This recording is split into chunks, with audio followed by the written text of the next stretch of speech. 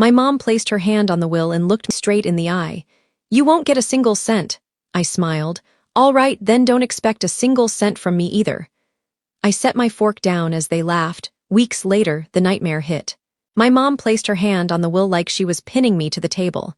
Then she looked straight at me and said, calm as ice, "You won't get a single cent." The room didn't move. Not a breath, not a blink, just that sentence echoing in my skull. Dylan smirked. Lela hid a smile behind her glass. Something inside me slipped.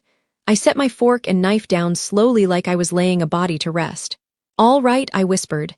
"Then don't expect a cent from me either." I thought that moment was betrayal. They didn't know the real hit was still coming. I drove to my parents' house that night, telling myself it was just dinner.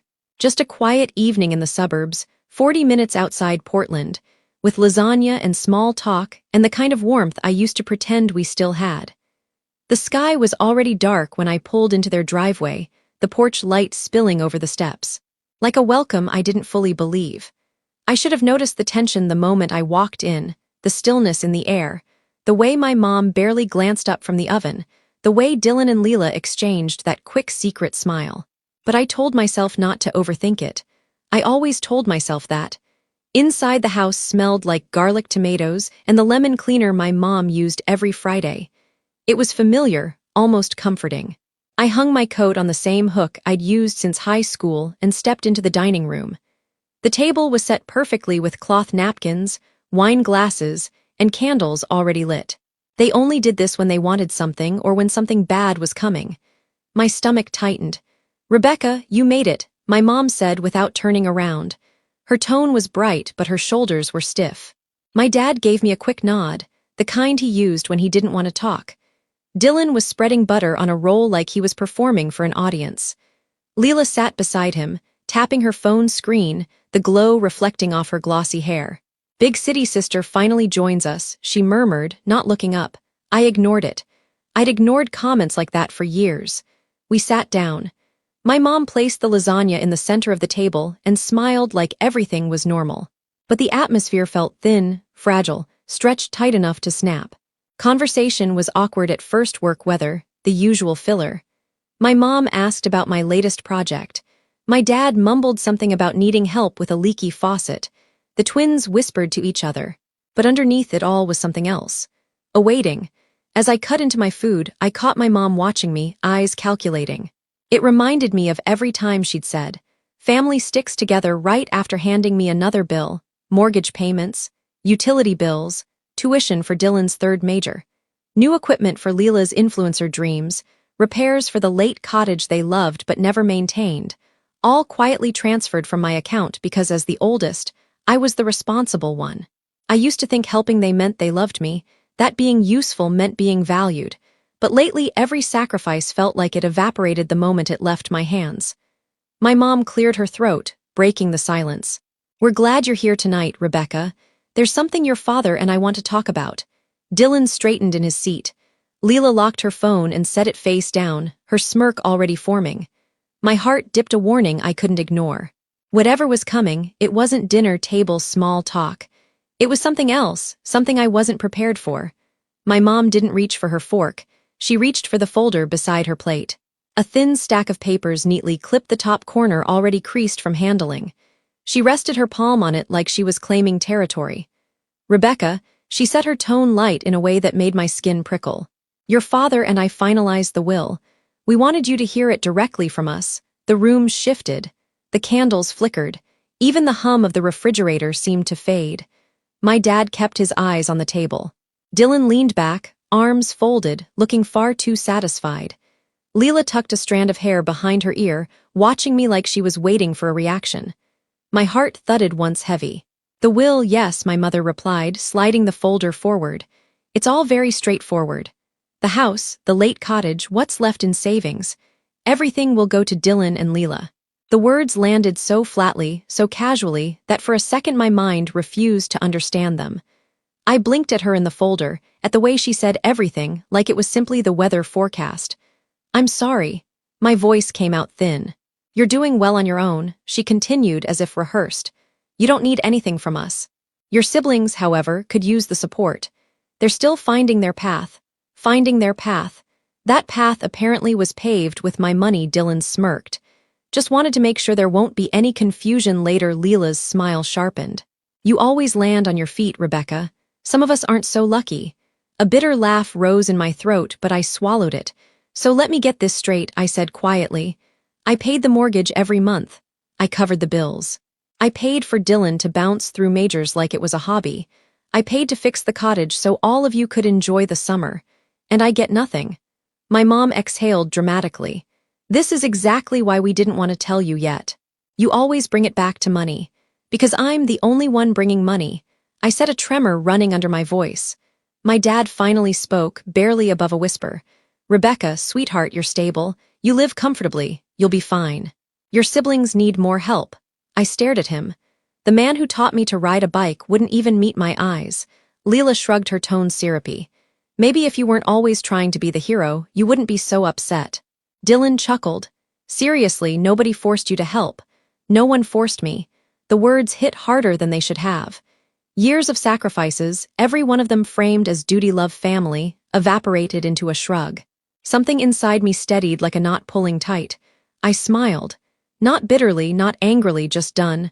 All right, I said softly. Then don't expect a single cent from me either. The table was still. Even the air felt different. I reached for my napkin, folded it neatly, and set my fork and knife down slowly and deliberately. Then I stood. Their faces blurred behind me as I walked toward the hallway. They thought the will was betrayal. They had no idea what they had just started. The drive back to downtown Portland felt longer than usual, like the highway had stretched overnight. Raindrops flicked across my windshield, blurring streetlights into streaks of gold, but I barely saw any of it. My mother's voice kept replaying in my head, calm practice slicing through me with the precision of someone who had rehearsed the moment. You won't get a single cent. By the time I reached my apartment building, a tight ache had settled under my ribs. I unlocked the door and stepped inside, dropping my keys onto the counter with a shaky clatter. The familiar hum of the heater, the faint scent of the vanilla candle I'd burned the night before, everything felt wrong, like my home no longer fit the person who had walked out of that dining room. I sat on the couch and stared at my phone lying face down on the cushion. It vibrated once, then again, then non-stop. I flipped it over. 9 missed calls, 4 voicemails, 2 long texts from my mother, then one from Dylan, one from Lela. I didn't open any of them. Instead, I opened my banking app. The screen filled with recurring payments, lines and lines of responsibilities that no one ever acknowledged, but everyone expected. Mortgage, bills, insurance, transfers labeled simply help, a vague little word that covered a decade of sacrifice. My thumb hovered over the first line. A deep breath creaked out of me. Then I tapped cancel. The confirmation popped up. I hit yes. Another payment. Cancel. Confirm. Then another. Cancel. Confirm. It didn't feel triumphant. It wasn't revenge. It was something quieter, deeper, like unlocking a door I didn't even realize I'd been trapped behind. My phone buzzed again. This time I answered. My mother's voice burst through immediately. Rebecca, what are you doing? Don't you dare cancel those payments. You're acting like a child. I stared at the dark window in front of me, my reflection faint. I'm not your bank, I said, keeping my voice level. You're part of this family, she shot back, and families don't treat each other like this. I almost laughed. You mean the way you treated me tonight? Silence? Then, don't twist things. Call me when you've calmed down. She hung up before I could say another word. 20 minutes later, Dylan called. So Mom says you're freaking out over what? Well, you don't even need. Dylan, you vandalized my boundaries long before any of this, I said. What boundaries? You paid because you wanted to. Don't rewrite history. He hung up too. Then Lela. Her tone was sugary, almost bored. Beck, seriously, you're embarrassing yourself. You're lucky. Okay, you don't need the inheritance. Let it go. I blocked her. I blocked him. And then because I knew what was coming next, I blocked my mother too. The silence that followed wasn't empty. I poured myself into a new project that required long hours and travel to keep my mind from drifting back to that dining room table. 3 weeks after the dinner, my phone lit up with a group text from my mother. Family meeting tonight, you owe it to us to be there. A familiar pressure tightened around my chest, old programming, old obedience, but I typed back one word anyway. Fine. When I pulled into my parents' driveway that evening, the sky was a dull gray, the kind that hangs heavy before a storm. Dylan's car was parked crooked. Lela leaned against the railing, scrolling her phone. My father stood by the doorway, hands shoved in his pockets. My mother waited just inside, arms crossed, lips thin. They looked at me like I was the problem. They had no idea I wasn't the same person who had walked out 3 weeks earlier. I was someone new, someone they couldn't control anymore. Weeks later, the nightmare didn't just hit me, it arrived with the cold precision of someone who wanted me to feel it. I had just returned from Sacramento, rolling my suitcase down the quiet hallway of my apartment building. My shoulders ached. My eyes were gritty from the flight, and all I wanted was a shower and sleep. But halfway down the corridor, something felt wrong. The air smelled faintly chemical, sharp, artificial. Then I saw my door. It looked swollen, warped, like something had grown out of it. I stopped walking. Expanding foam, thick, hardened pale yellow, was packed into every crack around the frame. It bulged outward like the door was trying to escape it. I touched it with my fingertips. Solid, dry, set. Someone had sealed my apartment shut. My keys slid uselessly in my hand. For a moment, I just stood there, steadying my breath. I didn't scream. I didn't panic. I simply felt something inside me get very, very quiet, deliberate, personal, punitive. My mind landed on Dylan with unsettling ease. Building management took nearly an hour to respond. When the facility supervisor arrived, he stared at the door, eyebrows lifting. "Someone really wanted to keep you out." "That's one way to put it," I replied, voice cold enough to make him glance at me twice. A locksmith came next. It took another 2 hours to chip away the foam without damaging the structure. Bits of dried insulation sprinkled across the hallway floor like confetti from the world's most miserable celebration. When the door finally opened and I stepped inside, I didn't feel relieved. I felt resolved. I dropped my suitcase, walked straight to my laptop, and pulled up the hallway camera feed. Fast forward. Pause, click, scroll. Then him, Dylan. Hood pulled over his head, a baseball cap, low sweatshirt I recognized from last Christmas. He moved with a swagger I grew up watching, thoughtless, careless, convinced of his own invincibility. He shook the can of foam. He grinned. He sprayed every inch of my doorframe. And when he finished, he stepped back, admiring his work like some kind of masterpiece. I didn't gasp. I didn't cry. My hands didn't even shake. I just hit save. Then I sat back staring at the paused frame. His face wasn't fully visible, but his posture, his shoes, his laugh, they were unmistakable. It didn't even matter if he thought he disguised himself. He hadn't disguised who he was. I called one person Aunt Nora. She arrived 20 minutes later, still in slippers, her hair pulled into a messy bun. One look at the doorframe and her expression hardened. Inside, I showed her the video. She watched silently until the footage ended. Then she nodded once. "He crossed a line, Rebecca, and you know it." "I do," I said. "You can't keep absorbing their damage," she continued. "They will never stop unless you make them." It wasn't encouragement. It wasn't anger. It was true. The next morning I filed a police report. Calm, clear, factual. The officer watched the footage twice and shook his head. "This is vandalism," he said. "You did the right thing." I walked out of the station, feeling the kind of clarity you only get when the last thread of guilt finally snaps. The call started that afternoon. My mother's first rage layered under a thin film of disbelief. "How could you do this to your own brother? Do you know what you've started?" I answered evenly. "No, Mom. He started it when he vandalized my home." She ignored that, dropped the report. "No, you're unbelievable." She hung up. Next came Dad. His tone was controlled strategically. "Let's fix this quietly.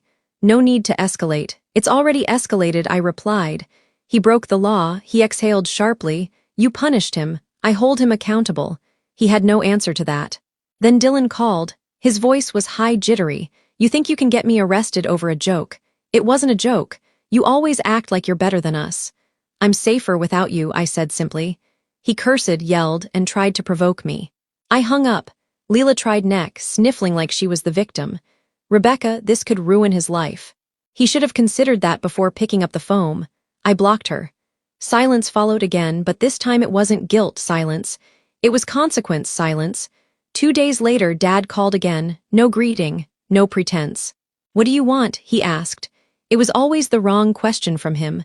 "I want the cost of the repairs reimbursed," I said. "All of it. That's outrageous." That's the number I replied to, or the report stays, your choice. He muttered something under his breath, then hung up. The transfer arrived the next morning.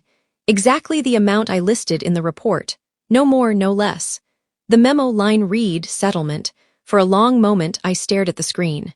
Not satisfied, not vindicated, but free. The money wasn't the victory. The boundary was. Later that evening, my mother called one last time. Her voice cracked, not with sadness, but with anger. You've destroyed this family.